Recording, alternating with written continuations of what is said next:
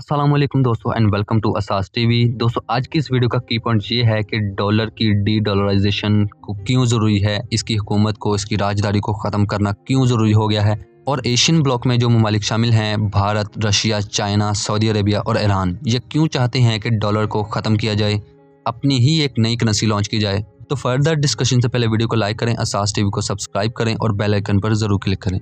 ये हैं तस्वीर में खड़े जेपी मॉर्गन और उनके साथ हैं अमेरिका के प्रेसिडेंट क्लीवलैंड। जमाना है 1895 यानी 1895 का, द ग्रेट डिप्रेशन का जमाना। अमेरिका के हालात इतने ज्यादा खराब हो चुके थे कि बदनामी, इकोनॉमिक क्राइसिस, हर तरह से अमेरिका की कंडीशन बुरी चल रही थी। यानी हालात इतने ज्यादा खराब हो चुके थे कि बिल्कुल ऐसा लग रहा था कि जैसा अमेरिका तबाह हो जाएगा, बर्बाद हो जाएगा, बिल्कुल वापस नहीं आ पाएगा। लेकिन किसी भी सियासी जमात ने नहीं, किसी तंजीम ने, ऑर्गेनाइजेशन ने नहीं, किसी मजहबी जमात ने नहीं, सिर्फ एक इंसान ने, ये जो खड़े हैं ना जेपी मॉर्गन, सिर्फ एक ही शख्स ने हुकूमत को बार बार जाकर पुश किया, उसको आइडिया दिया और एक ऐसा आइडिया जिसकी वजह से अमेरिका बच गया, यानी अपने पांव पे खड़ा हो गया। इसीलिए कहा जाता है कि जेपी मॉर्गन ही वो वाहिद इंसान है जिसकी वजह से अमेरिका बच गया, अपने पांव पे खड़ा हो गया।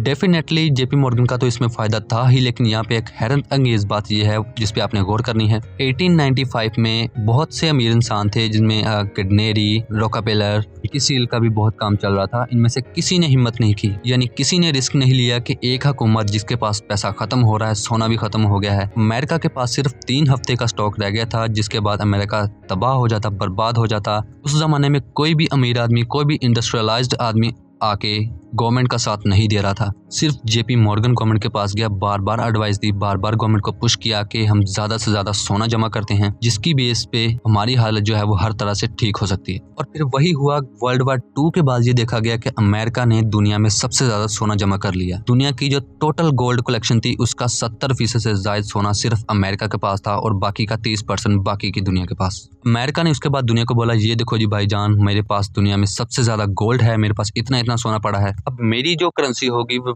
ग्लोबल रिजर्व करेंसी तस्लीम की जाएगी। उस जमाने का एक रूल था कि जिसके पास भी ज्यादा सोना होता था, यानी मुल्क में जो भी करेंसी प्रिंट हो रही है, जो भी डॉलर्स प्रिंट हो रहे हैं, उतना ही पीछे गोल्ड मौजूद होना चाहिए। और बाज पाकिस्तानी ये सोचते हैं कि स्टेट बैंक के पास जितना पैसे हैं उतना ही पीछे गोल्ड पड़ा हुआ है। हालांकि ऐसा नहीं है। गोल्ड वाला ये जो रूल था ये 1971 तक ही था, उसके बाद ये रूल खत्म हो गया था। और इस रूल को खत्म किया था अमेरिका ने कि अब मेरे पास गोल्ड नहीं है, चूंकि मेरी करेंसी दुनिया की ग्लोबल रिजर्व करेंसी बन चुकी है, तो मैं अपनी मर्जी से डॉलर छापूंगा, मुझे करेंसी के पीछे सोना रखने की बिल्कुल जरूरत नहीं है। अब हालिया का रूल ये है कि आप डॉलर के हिसाब से अपनी करेंसी प्रिंट कर सकते हो, यानी आप अपनी मर्जी से अपनी करेंसी प्रिंट नहीं कर सकते। जी हाँ, बिल्कुल। अमेरिका के बेतहाशा डॉलर्स छापने की वजह से दुनिया में इन्फ्लेशन बढ़ना शुरू हुई, महंगाई बढ़ना शुरू हुई, क्योंकि जितना डॉलर वो प्रिंट करते गए, जितनी सप्लाई बढ़ाते रहे, डिमांड जो थी वो गड़बड़ होती रही और उसके बाद जो इन्फ्लेशन की जो रफ्तार है, महंगाई की जो रफ्तार है, वो बढ़ती गई। और इसीलिए ये कहा जाता है कि डॉलर से जान छुड़ाना जरूरी है। तो इसी वजह से एशिया का जो ब्लॉक बना है, चाइना, रशिया, सऊदी अरेबिया और भारत का, ये आपस में ये तैयारी कर रहे हैं कि हम अपनी ही एक करेंसी लॉन्च करें और डॉलर की डॉलराइजेशन की जाए। हम सारी जिंदगी डॉलर पे डिपेंड नहीं कर सकते, क्योंकि आप देख सकते हैं कि आज दुनिया में जो क्राइसिस है वो कितना ज्यादा बढ़ गया है। तो इसीलिए स्पेशली ये जो एशियन ब्लॉक है ये चाहता है कि डॉलर को खत्म किया जाए। और इस एशियन ब्लॉक में ईरान को भी शामिल करने के लिए चाइना, ईरान और सऊदी के पास गया कि आप अपने आपस के झगड़े खत्म करें। आपके थोड़ी शुरू से ही मजहबी झगड़े थे या शिया सुन्नी का कोई चक्कर था, ऐसा आप आज जो लड़ रहे हो इसके पीछे अमेरिका है, वो आपको लड़ाना चाहता है, वो अपने डॉलर की जो वैल्यू है उसे और बढ़ाना चाहता है, और जबकि इसका इफेक्ट हमें महंगाई की सूरत में मिल ही रहा है। तो ईरान जो है वो भी एशियन ब्लॉक में शामिल होने जा रहा है। और इस सारे सिनेरियो की वजह से क्या डॉलर हिलेगा, क्या जाने वाला है, लेकिन ऐसा होना बहुत ही मुश्किल है। मैं आपको उसके कुछ फैक्टर्स बता दूं कि क्यों मुश्किल है। नंबर 1 ये है कि अगर किसी भी मुल्क की करेंसी को ग्लोबल रिजर्व करेंसी बनना है तो उसके लिए एशियन ब्लॉक में लगा लें कि अब चाइना इंडिया से ये तो नहीं कहेगा कि आप अपनी करेंसी को ऊपर ले आए, या रशिया चाइना से तो ये नहीं कहेगा, या सऊदी से ये तो नहीं कहेगा कि आप अपनी करेंसी को ऊपर ले आए। पहली बात कि इस बात के ऊपर मुत्तफिक होना तकरीबन नामुमकिन है। नंबर 2 ये कि अगर किसी भी मुल्क की करेंसी को ग्लोबल रिजर्व करेंसी बनना है तो उसके लिए जीडीपी को भी देखा जाता है। आज जो जीडीपी है वो अमेरिका की जीडीपी सबसे ऊपर है।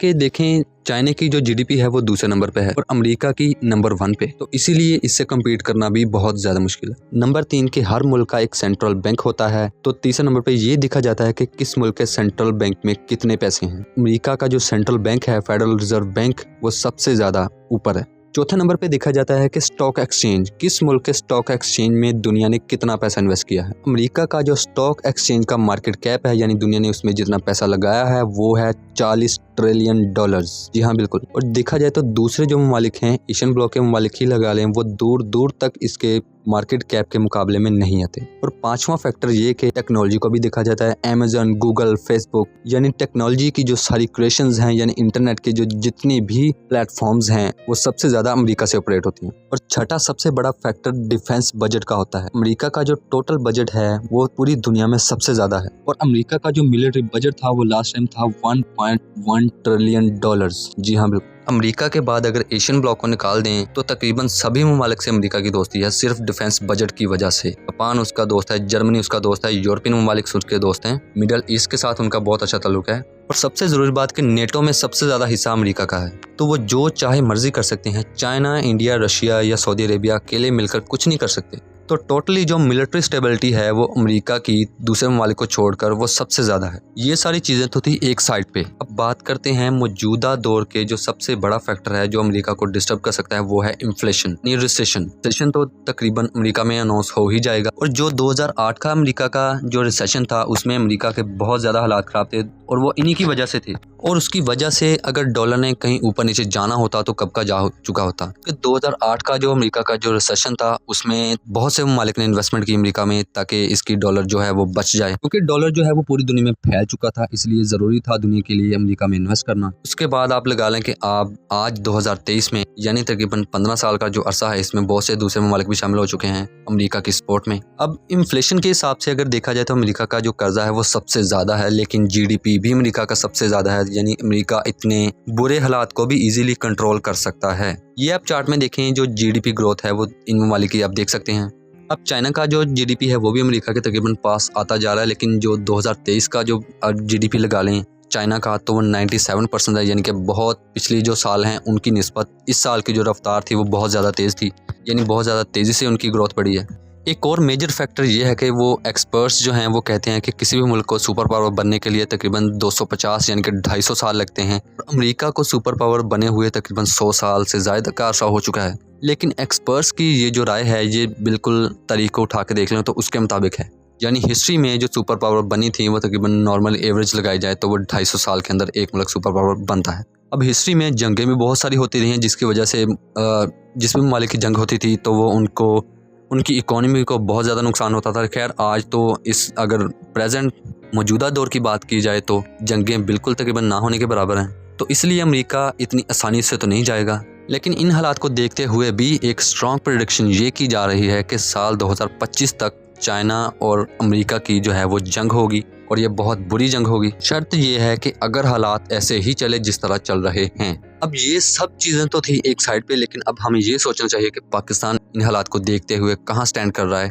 पाकिस्तान हर तरीके से तकरीबन बहुत बुरी सिचुएशन चल रही है पाकिस्तान की। फॉरेन जो इन्वेस्टमेंट है वो पाकिस्तान तकरीबन बहुत ज़्यादा उसके ऊपर बेस करता है, वो तकरीबन बहुत ज़्यादा कम हो चुकी है। पाकिस्तान में महंगाई बहुत ज़्यादा बढ़ चुकी है। अब ये जो आप देख सकते हैं जीडीपी का चार्ट, इसमें पाकिस्तान का नाम दूर दूर तक नहीं है। पता कि पाकिस्तान की जीडीपी कुछ ना कुछ तो है, लेकिन इस चार्ट में नहीं है। ये चार्ट रिप्रेजेंट कर रहा है उन ममालिकों जो बहुत ज़्यादा तरक्की कर चुके हैं। लेकिन हैरत की बात यह है कि उस चार्ट में इंडिया भी शामिल है। अब आप इससे अंदाज़ा लगा लें कि चाइना हमारे बाद आज़ाद हुआ, इंडिया हमारे ही टाइम पे आज़ाद हुआ, ये दोनों ममालिक इस टॉप लिस्ट में आ गए हैं, सीनियरिटी लिस्ट में, लेकिन पाकिस्तान का दूर दूर तक नाम नहीं है। ये हमारे लिए बहुत ही लम्हे फिक्रिया है। अब सोल्यूशन ये है कि पाकिस्तान की जीडीपी को ऊपर लाया जाए, फॉरेन जो इन्वेस्टमेंट है वो पहले की तरह आनी चाहिए। अच्छा, एक इम्पॉर्टेंट बात आपको बता दूं कि पाकिस्तान की जो 75 साल हिस्ट्री है, इसमें सबसे ज़्यादा फॉरेन इन्वेस्टमेंट सिर्फ और सिर्फ फौजी दौर में आई है, यानी कि जब मार्शल लॉ लगा था पाकिस्तान में, उस दौर में सबसे ज़्यादा फॉरेन इन्वेस्टमेंट आई, क्योंकि फॉरेन जो इन्वेस्टर्स होते हैं, बिजनेसमैन होते हैं, वो एक स्टेबल हुकूमत के ऊपर ही बिलीव करते हैं कि जिस हुकूमत की कुछ ना कुछ गारंटी हो कि ये इतने सालों तक स्टेबल रहेगी,